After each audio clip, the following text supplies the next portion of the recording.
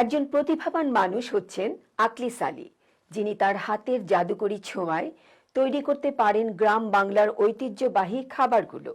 সম্প্রতি তৈরি করেছেন ২৬ রকমের ভর্তা।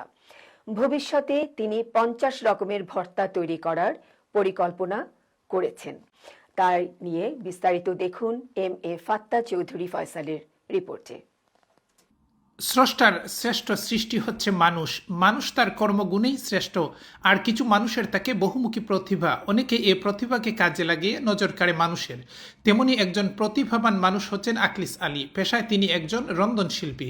তিনি তার প্রতিভাকে কাজে লাগিয়ে হাতের জাদুকরি ছোঁয়ায় তৈরি করতে পারেন বাংলাদেশের গ্রামীণ জনপদের ঐতিহ্যবাহী বিভিন্ন ধরনের রুচিশীল খাবার। তবে সম্প্রতি একটি স্থানীয় রেস্টুরেন্টে নিজ উদ্যোগে নিজ হাতে ২৬ রকমের ভর্তা তৈরি করে কমিউনিটির লোকজনকে আপ্যায়ন করান। আলহামদুলিল্লাহ, আজকে আমরা ২৬টা ভর্তা বানাইছি ডিফারেন্ট স্টাইলের।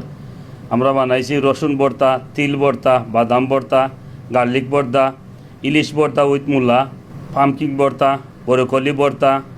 গ্রাম বাংলার ঐতিহ্যবাহী খাবারগুলো পরিবেশনের মধ্য দিয়ে হারানো দিনের ঐতিহ্যবাহী মুখরোচক ও রুচিসম্মত খাবারের পরিচয় ব্রিটিশ বাংলাদেশি নতুন প্রজন্মের কাছে তুলে ধরতে তার এ আয়োজন, এমনটাই জানান সেলিব্রিটি শেফ আকলিস আলী। ইদেশ যারা বড়, যে জেনারেশন বড় হইরা, তারা তো এটা জানটা না যে এটা কোন দেশের খানি বা কেমনে কিলা। এর লাগি তারা জানাইবার লাগি এটা বা তারা দেখবার লাগি যে আমরা বিগত দিনে কিতা খাইছি বা কিলা করছি, ওটা লাগবে আজকে এটা বানানি উদ্যোগ। ভবিষ্যতে প্রায় ৫০ রকমের ভর্তা তৈরি করে আরো বড় পরিসরে এ ধরনের আয়োজনের চিন্তাভাবনা রয়েছে বলে জানান তিনি। আলহামদুলিল্লাহ, যে কোনো আইটেম দিয়ে আপনি ভর্তা বানাইতে পারবা। এই জিনিসগুলো আমরা মাছের লগে খাই, মাংসের লগে খাই, এগুলো আমরা ভর্তা টানছি। ভর্তা দেখে যে ভেজিটেবলগুলা বা যে কোনো জিনিস দিয়ে বানাইছি এগুলা টেস্ট কিলা। আলহামদুলিল্লাহ, সব ওখানে খাইয়া সুন্দর হয়েছে। এটা আর 50+ বানাইল যাইব।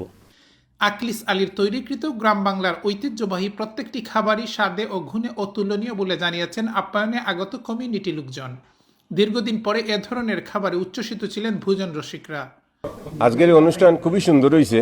আমরা ঐতিহ্যবাহী গ্রাম অঞ্চলের ভর্তা লন্ডনের মাটিতে আমরা অনেক দিন পরে খাইছি। নর্থাম্পটন অনেক উপভোগ করছি, অনেক মজা হয়েছে। আর নর্থাম্পটনের এত বড় অনুষ্ঠান এর আগে করছি না, এত ভর্তা যে আমার। তার এ আয়োজন বাস্তবায়নে সার্বিক সহযোগিতা করেন গ্রিন চিলি টেকওয়ের স্বত্বাধিকারী শামীম আহমদ, বালু রেস্টুরেন্টের স্বত্বাধিকারী আব্দুল আহাদ, হাফিজ শরীফ আহমদ এবং বদরুল ইসলাম। ধন্যবাদ সকলরে দেরাম আবারও যে আকলিস ভাইয়ে যে আয়োজন করছেন ২৬ জাতের চাটনি দিয়া।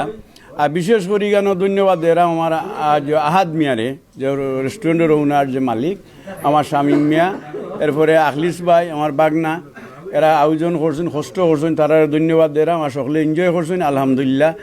অনুষ্ঠানে মুনাজাত পরিচালনা করেন ইমাম ও খতিব হাফিজ মাওলানা আবু বকর। দেশীয় ঐতিহ্য, কৃষ্টি, কালচার এভাবেই বেঁচে থাকুক প্রবাসের বুকে যুগ যুগ ধরে, এমনটাই প্রত্যাশা ব্রিটিশ বাংলাদেশিদের। M A. Fattah Chowdhury Faisal, NTV Europe news, Northampton.